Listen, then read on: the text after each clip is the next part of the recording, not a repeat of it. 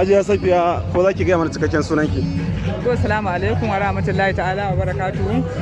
Sunana Safiya Adamu, wacce aka fi sani da Safiya Kishiya.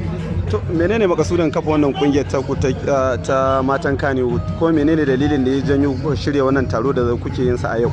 To, na farko dai gaskiya abin da ya sanya muka kafa wannan kungiya saboda akasarin abubuwa da yake faruwa cikin harkar industry duk muna kasancewa koma bayan mu mata, sai dai mu gani maza suna taka rawa amma mu muna gefe ɗaya ba ma sana abin da aka, sai dai mu ji labari. To shi ya sanya mun dade muna kokarin mu kafa kungiya ta mu ta mata, ko ta mu irin ko iyaye mu mata, iyaye manya, to sai muka ga idan muka fara kungiyar kwana kaɗan sai a zo sai a rusa ta.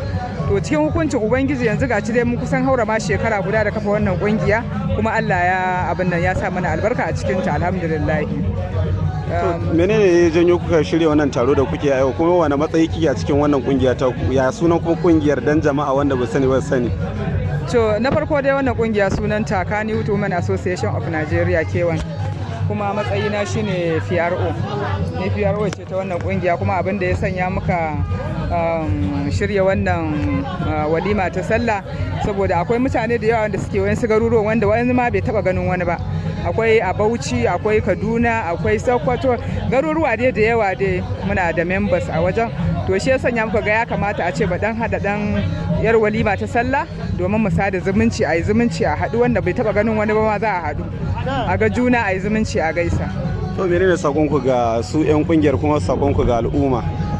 So sakona ga al'umma, muna ko da a ci gaba da taimaka mana da addu'a, ubangiji Allah ya ƙara taimakon mu akan wannan kuduri da muka yi akan wannan kungiya. Su kuma 'yan kungiya wanda suke members din mu muke tare da su a yanzu, muna son su ƙara ci gaba da bamu haɗin kai kamar yadda suke bamu, mu ci gaba da haɗa kanmu, mu zama uwa ɗaya uba ɗaya, tsintsiya madaurin ki ɗaya.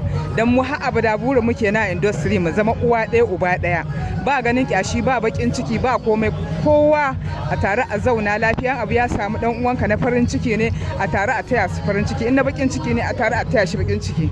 To shine abin da muke fata akan, insha Allah.